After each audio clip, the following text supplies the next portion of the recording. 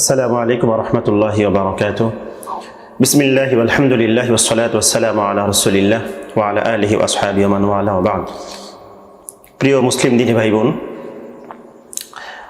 আজ হচ্ছে হিজরি 1443 হিজরির মুহররম মাসের 2 তারিখ, বৃহস্পতিবার। আরবি বর্ষে 1443 হিজরি শুরু। তো আজকে হলো মুহররম মাসের 2 তারিখ। আপনারা জানেন আরবি মাসের প্রথম যে মাসটি সেটি হচ্ছে মুহররম মাস। মুহররম, সফর এইভাবে শুরু। তো মুহররম মাস আসার পর আসলে আমাদের সকলের মনেই একটা বিষয় জাগ্রত হয়। আসলে আমরা মুহররম মাস আসলে মনে করি যে মুহররম মাস মানে হচ্ছে যে হযরতে হুসাইন রাদিয়াল্লাহু আনহু কারবালার প্রান্তরে যে শহীদ হয়েছিলেন। মুহররম মাস মানেই হলো এটা। এর পেছনে একটা কারণ আমি মনে করি, সেটা হচ্ছে যে আমাদের ইলেকট্রনিক মিডিয়া এবং প্রিন্ট মিডিয়া, বিশেষ করে ইলেকট্রনিক মিডিয়ার এখানে মূল ভূমিকা। দেখবেন ওনারা পত্রপত্রিকা খবরাখবরে যেটা প্রকাশ করে সেটা হচ্ছে যে আজ হলো মুহররমের 10 তারিখ, এই রাত্রে বা এই দিবসে হযরতে রাসূল করিম সাল্লাল্লাহু আলাইহি ওয়াসাল্লামের প্রিয় দৌহিত্র হযরতে হুসাইন রাদিয়াল্লাহু আনহু কারবালার প্রান্তরে নিজ পরিবার সহ নির্মমভাবে শহীদ হয়েছিলেন। আসলে বিষয়টা কিভাবে হাইলাইট করা হয়, এভাবে প্রকাশ করা হয়। কিন্তু আসলে কি মুহররমের অর্থ এইটা? আমরা হাদিসে কি পাই? আসলে হাদিসে কিন্তু মুহররমকে এইভাবে উপস্থাপন করা হয়নি। মুহররম মাস তো আসলে এটা না। মুহররম মাস যে আমরা রাসূল করিম সাল্লাল্লাহু আলাইহি ওয়াসাল্লামের যুগের মধ্যেই শুধু মুহররম মাস ছিল এরকম না। মুহররম মাস তো আরো আগ থেকেই ছিল। পৃথিবীর শুরু লগ্নে থেকেই তো মাস আল্লাহ রাব্বুল আলামিন দিয়েছেন। তো আল্লাহ বলছেন যে আল্লাহ রাব্বুল আলামিনের কাছে মাস হলো 12টি। ইন্না ইদ্দাতা শুহুরি ইনদাল্লাহি 12 শাহরান। মাস হচ্ছে 12টি, মিনহা আরবাআতুন হুরুম। তো তার মধ্যে 4টি মাস হচ্ছে হারাম মাস। সে হারাম মাসের মধ্যে রয়েছে রজব, জুলকাদা, জুলহিজ্জা, মুহররম। 3টে হচ্ছে সালাতুল মুতাওয়ালিয়া, 3টে হচ্ছে পরপর, জুলকাদা, জুলহিজ্জা, মুহররম। আর রমজান মাসের আগের মাস তথা রজব মাস। এই 4টা মাসকে শরীয়তে হারাম মাস। হারাম মানে হচ্ছে এই 4 মাসে তৎকালীন সময় জাহিলি যুগেও মারামারি, কাটাকাটি ইত্যাদি এগুলো নিষেধ ছিল। এবং আল্লাহ রাব্বুল আলামিন কোরআনুল কারীমের মধ্যে এটা উল্লেখ করেছেন, ফালা তাজলিমু ফীহিন্না আনফুসাকুম। এই মাসগুলোতে তোমরা নিজেদের উপর আপোসের মধ্যে তোমরা জুলুম করো না, অন্যায়, অবিচার, অত্যাচার এগুলো করো না। মুহররমের একটি অর্থ এরকম যে মুহররম মানে যেটার মধ্যে হারাম করা হয়েছে, মারামারি, কাটাকাটি ইত্যাদি হারাম করা হয়েছে। অথবা মুহররমের একটা অর্থ হতে পারে যে সম্মানিত। হারাম, মুহররম এটা সম্মানিত একটা অর্থ তাহরিমুন থেকে।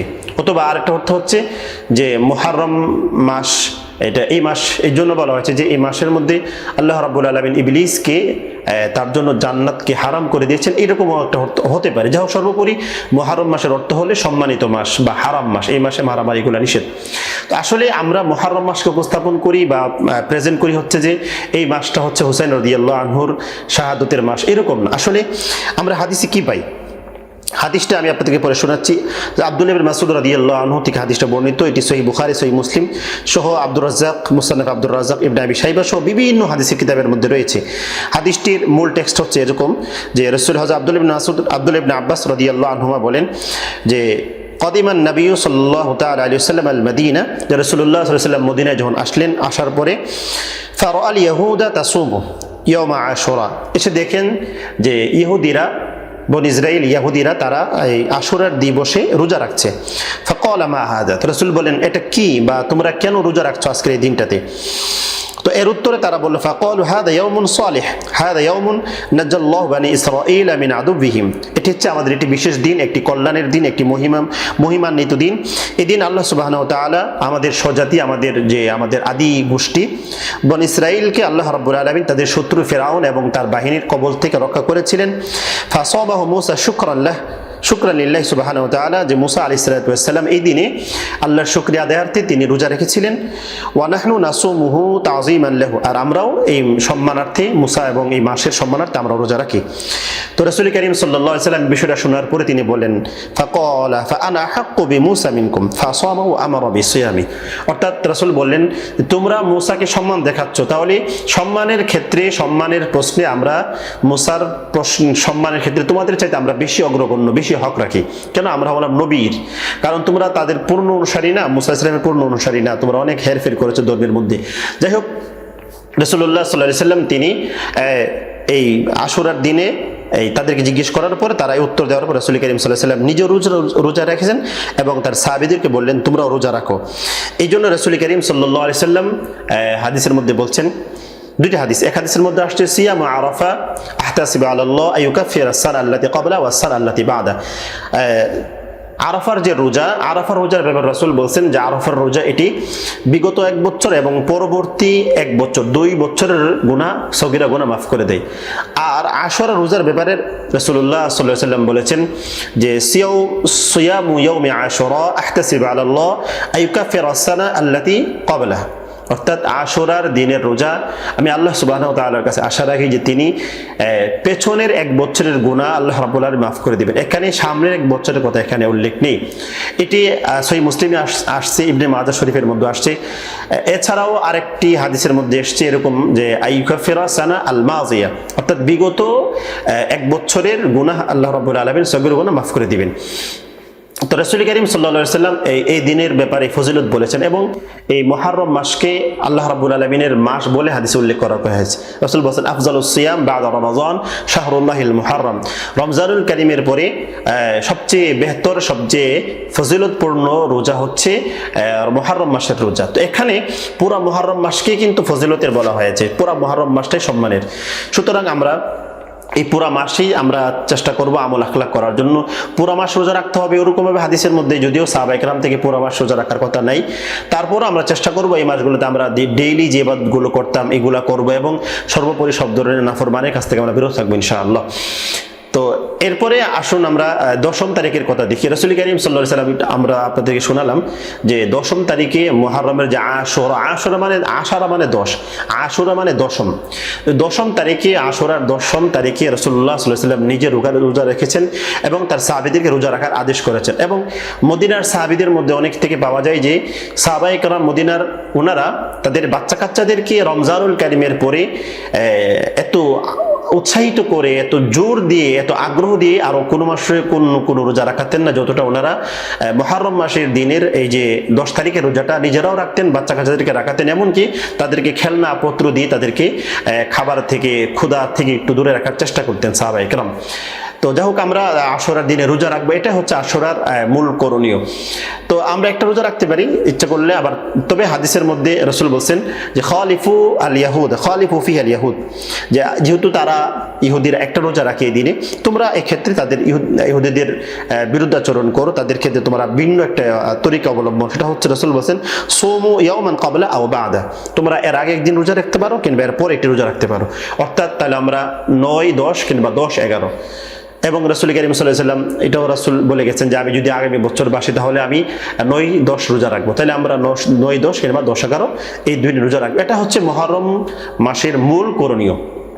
কিন্তু দুঃখজনক হলো সত্য যে আমরা এখন মুহররম মাস বলতে বুঝি যে মুহররম মাস হচ্ছে হযরতে রাসূলুল্লাহ সাল্লাল্লাহু আলাইহি ওয়াসাল্লামের দৌহিত্র হযরতে হুসাইন রাদিয়াল্লাহু আনহু উনার নির্মম শাহাদাতের দিন মানে হচ্ছে মুহররম মাস বা মুহররমের 10 তারিখ। আসলে কিন্তু কথাটা কিন্তু এরকম না।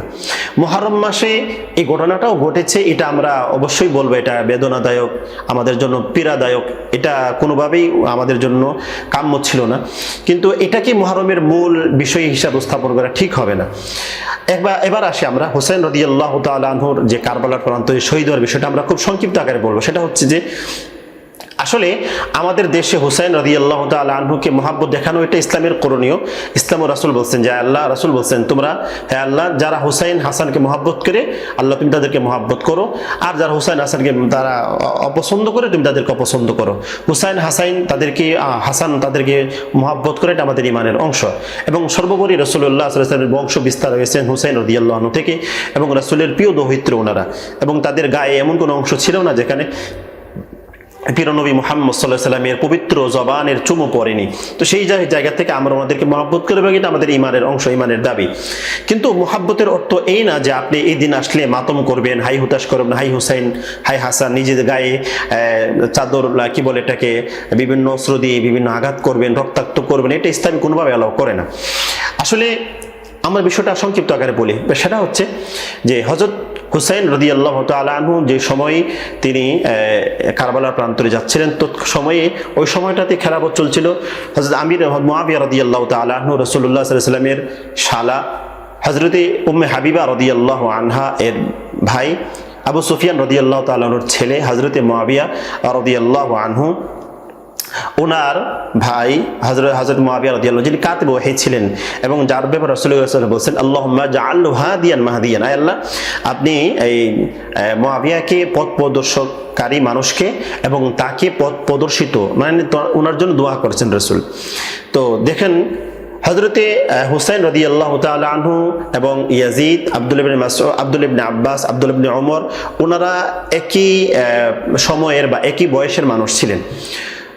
রাসূল করিম সাল্লাল্লাহু আলাইহি সাল্লামের পরে সাহাবায়ে কেরাম হযরত আবু বকর, ওমর, ওসমান, আলীর পরে হযরত মুআবিয়া, মুআবিয়ার পরে তার ছেলে ইয়াজিদ খলিফা হয়। তো খলিফা হওয়ার পরে ওই সময়ে ইয়াজিদের হাম পাল্লার কয়েকজন সাহাবী ছিলেন, হযরতে হুসাইন, হযরতে আব্দুল্লাহ ইবনে আব্বাস, আব্দুল্লাহ ইবনে ওমর সহ আরো অনেকজন সাহাবী ছিলেন। হুসাইন রাদিয়াল্লাহু তাআলা আসলে আমাদের সমাজে যেটা প্রচলিত সেটা হচ্ছে যে হুসাইন রাদিয়াল্লাহু তাআলা আনহু গণতন্ত্রকে প্রতিষ্ঠা করার জন্য, রাজতন্ত্রকে এটাকে দমন করার জন্য, এটাকে নিঃশেষ করার জন্য তিনি সংগ্রাম চালিয়েছিলেন এবং সেখানে এটা বলা হয় যে হযরত হুসাইন রাদিয়াল্লাহু তাআলা তিনি শাহাদাতের জন্য গিয়েছিলেন। আসলে কথাটা এরকম না। দেখুন হযরত হুসাইন যখন মক্কা থেকে বের হচ্ছিলেন, কুফা যাবেন, কুফার থেকে লোকেরা ওনাকে প্রায় ১৫০০-এর মতো চিঠি পাঠাইছিলেন যে আপনি চলে আসুন, আমরা আপনার কাছে বায়াত হতে চাই। হুসাইন রাদিয়াল্লাহু আনহু বের হওয়ার সময় কিন্তু হযরত আব্দুল্লাহ ইবনে আব্বাস, আব্দুল্লাহ ইবনে ওমর সহ আরো অনেক সাহাবী ওনারা এসে ওনাকে না করছেন যে আপনি যেন না, কারণ ওরা আপনার আব্বার সঙ্গে গাদ্দারি করেছে, আপনার সঙ্গে গাদ্দারি করতে পারে। কিন্তু শেষ পর্যন্ত তিনি বের হয়েছিলেন। এবং এখন একটা জিনিস বোঝা, যদি তিনি জিহাদের জন্য বের হয়ে থাকতেন তাহলে তো ওনারা জিহাদের মধ্যে বাধা দিয়ে কিভাবে, তাহলে বোঝা গেল এটা আসলে জিহাদের জন্য ছিল না। এখানে মূল কথাটা হচ্ছে যে হুসাইন রাদিয়াল্লাহু তাআলা আনহু এটা নিশ্চিত যে ইয়াজিদের চাইতে হুসাইন অবশ্যই খেলাফতের বিচারে অনেক উপরে ছিলেন। খেলাফতের দৃষ্টি, খেলাফতের মানদণ্ডে তিনি ইয়াজিদের চাইতে সব বিচারেই উপরে, তাকওয়া, তহরাত, বুজুর্গি, সম্মান, ইজ্জত সব দিক দিয়ে তিনি উপরে ছিলেন। কিন্তু এখানে একটা কথা আপনারা বুঝছেন, সেটা হচ্ছে যে খলিফা হওয়ার জন্য কিন্তু খুব বুজুর্গ মানুষ, একবার আল্লাহওয়ালা হতে হবে এরকম কিন্তু শর্ত কিন্তু ইসলামী রাষ্ট্রনীতি নেই। হ্যাঁ, এটা ঠিক আছে যে বুজুর্গ মানুষ হলে ভালো। ইয়াজিদ যতটুকু তার মধ্যে যোগ্যতা ছিল ততটুকু যোগ্যতার ফলে সে আমিরুল মুমিনিন হতে পারে। এবং এটাও আমরা জানি যে কোথাও একটা ইসলামী খেলাফত কায়েম হয়ে গেলে সেখানে যদি কোরআন সুন্নাহর বিরোধ আকারে, বিশাল আকারে যদি সেখানে বিরোধিতা না হয় তাহলে সেটাকে কিন্তু নস্যাৎ করা যাবে না, সেটার বিরুদ্ধে অবস্থান নেওয়া যাবে না। ইয়াজিদের ব্যাপারে আমাদের সমাজে যেটা প্রচলিত আছে যে ইয়াজিদ খুব গান বাদ্য করতো, মানে নর্তকী, নাচাতো ইত্যাদি ইত্যাদি, মদ খাইতে, সবগুলোই ভ্রান্ত। এগুলো সব আমাদের বিভিন্ন অপরিণামদর্শী কিছু ঐতিহাসিকদের থেকে আসছে। আসলে এগুলো ভুল। ইয়াজিদের ব্যাপারে আমরা আল বিদায়া ওয়ান নিহায়া, আপনারা সবচেয়ে বিখ্যাত এবং সবচেয়ে নির্ভরযোগ্য যে ব্যাখ্যা ইতিহাস কিতাব, আপনি এটা পড়ে দেখেন, সেখানে কিন্তু তার ব্যাপারে এমন নেই। এবং হযরত মুআবিয়া রাদিয়াল্লাহু তাআলা তার ছেলেকে যখন পরবর্তী সময়ের খলিফা নিযুক্ত করেন তখন তিনি জুমার খুতবাতে বলেছিলেন, আল্লাহ আমি যদি তাকে পিতৃত্বের মহাব্বত থেকে তাকে আমি খলিফা বানাই থাকি তাহলে আপনি তাকে দমন করে দিন, তাকে মাঝপথে আটকে দিন। আপনারা জানেন জুমার খুতবাতে দোয়া কবুল হয়ে থাকে। তাহলে হযরত মুআবিয়া রাদিয়াল্লাহু তাআলা আনহু তিনি এরকম ছিলেন না যে তার ছেলেকে তিনি না বুঝে নিজে শুধু ছেলে হওয়ার ভিত্তিতে তিনি তাকে খলিফা বানিয়ে যাবেন, এরকম ছিলেন না। অবশ্যই তিনি তার মধ্যে যোগ্যতা দেখেছিলেন। তাছাড়া শুধু মক্কা এবং মদিনা ছাড়া ওদিকে শাম সহ বিশাল ইসলামী সাম্রাজ্যের একটা অংশ, বিশাল সাম্রাজ্য ইয়াজিদের খলিফা খেলাফত মানতে প্রস্তুত ছিল। তো যাই হোক, সর্বোপরি হযরত হুসাইন রাদিয়াল্লাহু তাআলা আনহু তিনি শেষ পর্যন্ত গিয়েছিলেন এবং এখানে মূল হোতা যে ছিল সে হলো ওবাইদুল্লাহ ইবনে জিয়াদ নামে একজন ব্যক্তি। সে আসলে মূলত ইয়াজিদের কাছে নিজের মান মর্যাদা পদোন্নতির আশায় সে চেয়েছিল যে ইয়াজিদের হাম পাল্লা বা ইয়াজিদের সঙ্গে পাল্লা দিতে পারে বর্তমান সময়ে শুধু একজন ব্যক্তি আছে, সে হচ্ছে হুসাইন। আমি যদি তাকে কোনোভাবে শেষ করে দিতে পারি তাহলে আমি ইয়াজিদের কাছে মান মর্যাদা অনেকটা লাভ করতে পারবো। তার ইচ্ছাটা ছিল এই ধরনের, যার কারণে সে কারবালার প্রান্তরে হুসাইন রাদিয়াল্লাহু তাআলা নির্মমভাবে শহীদ করে। দেখেন এখানে যদি হযরত হুসাইন রাদিয়াল্লাহু তাআলা তিনি যদি গণতন্ত্র বা রাজতন্ত্র উৎখাত করতে আর গণতন্ত্র প্রতিষ্ঠা করতে এবং জিহাদের জন্য বের হয়ে যেতেন তাহলে কিন্তু তিনি তাদের কাছে 3টা প্রস্তাব করেছিলেন যে আমাকে তোমরা আবার মক্কায় ফিরে যেতে দাও, জিহাদে এমনটা কিন্তু করা যায় না। নম্বর 2, উনি বলেছিলেন যে অথবা তোমরা আমাকে সরাসরি ইয়াজিদের কাছে যেতে দাও, আমি তার সঙ্গে বোঝাপড়া করে নেব, অথবা তোমরা আমাকে যে কোনো একটা দেশের সীমান্তে যাওয়ার সুযোগ দাও, আমি সে দেশের সীমান্ত দিই, ওইখানে গিয়ে একটা জীবনযাপন করে আমি বেঁচে থাকবো। তাহলে এখানে হুসাইন রাদিয়াল্লাহু তাআলা আনহুকে শাহাদাতের ক্ষেত্রে মূল হলনায়ক নেপথ্যে যে ভূমিকা রাখছে সে হচ্ছে ইয়াজিদ, সে হচ্ছে ওবাইদুল্লাহ ইবনে জিয়াদ। এই ব্যক্তির আসলে লালসায় অন্ধ হয়ে সে এমনটা করেছিল। পরবর্তী সময়ে ইয়াজিদের কাছে যখন এই বিষয়টা বিষয়টা উপস্থাপন করা হয় তো ইয়াজিদ খুব রাগ করে এবং তাকে তো পদোন্নতি দেয়নি, বরং তাকে খুব শাসায়।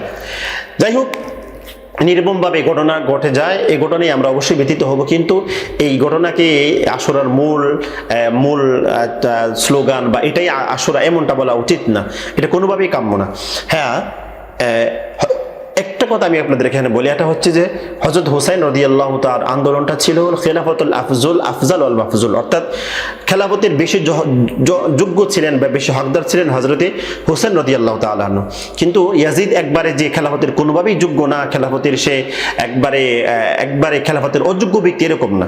ইয়াজিদের ব্যাপারে যে কুৎসা রটানো হয় এটা খুবই মারাত্মক। আমাদের দেশে স্লোগান দেওয়া হয় ইয়াজিদি মুসলমান, এই জাতীয় হাক ডাক করা হয়, এটা খুবই মারাত্মক। এরপরে সবচেয়ে দুঃখের যে জায়গা সেটা হচ্ছে যে হযরতে ইয়াজিদকে উপস্থাপন করে, ইয়াজিদকে কেন্দ্র করে ওনার পিতা হযরতে মুআবিয়া রাদিয়াল্লাহু তাআলা আনহুকে নিয়ে আমাদের সমাজে যে ধরনের গালিগালাজ করা হয় এবং মুআবিয়া রাদিয়াল্লাহু তাআলা আনহু যেভাবে ওনাকে ওনার ব্যাপারে যে আপত্তি উপস্থাপন করা হয় যে উনি এমন করেছেন। একটা জিনিস খেয়াল করুন, এখানে মুআবিয়া রাদিয়াল্লাহু তাআলা কত বড় মাপের সাহাবী, যিনি রাসূলের ঘরে আসা যাওয়া করতেন, কাতিবে ওহী ছিলেন, যাকে প্রশ্নবিদ্ধ করা মানে কোরআন সুন্নাহ প্রশ্নবিদ্ধ হয়ে যাওয়া। তো আসলে এগুলা করা ঠিক না। সুতরাং আশুরা মানে বা মুহররম মানে হযরতে হুসাইনের শাহাদত বা হুসাইনের এটা না। হাদিসের মধ্যে আশুরার দিনকে সুখের না, কষ্টের না, বরং সুখের দিন বলা হয়েছে। হযরতে রাসূল কারীম সাল্লাল্লাহু আলাইহি ওয়াসাল্লাম বলেন যে হুজুর মুসা আলাইহিস সালামকে আল্লাহ রাব্বুল আলামিন এই দিনে নদী পার হওয়ার সুযোগ দিয়েছিলেন, তাদেরকে সমুদ্র থেকে পার হয়ে তাদেরকে নিজস্ব জায়গাতে বাহরে কুলজুম লোহিত সাগর পার হওয়ার ব্যবস্থা করে দিয়েছিলেন, এত বড় মহাসমুদ্র। সেই শুকর আদায়ার্থে হযরত মুসা আলাইহিস সালাম শুকরিয়া আদায়ার্থে দিন রোজা রেখেছিলেন। সুতরাং আমরাও সেই শুকরিয়া আদায়ার্থে আল্লাহ রাব্বুল আলামিনের কাছে রোজা রাখবো, ওনার কাছে আরাধনা করব, দোয়া করব। সুতরাং এটাকে আশুরা মানে হলো হুসাইনের শাহাদত, এমনটা করা উচিত না। আসলে আমরা এই জিনিসটা সুন্দরভাবে উপস্থাপন করার চেষ্টা করি, সুন্দরভাবে বোঝার চেষ্টা করি। আশুরা মানে ওইরকম চিন্তা চেতনা আমাদের রাখা উচিত হবে না। আল্লাহ রাব্বুল আলামিন আমাদেরকে হকটা বোঝার তৌফিক দান করুন এবং এই বিষয়ে আমাদেরকে সুন্দর চিন্তা রাখার তৌফিক দান করুন। ওয়া আখিরু দাওয়ানা আলহামদুলিল্লাহি রাব্বিল আলামিন। আসসালামু আলাইকুম ওয়া রাহমাতুল্লাহি ওয়া বারাকাতুহু।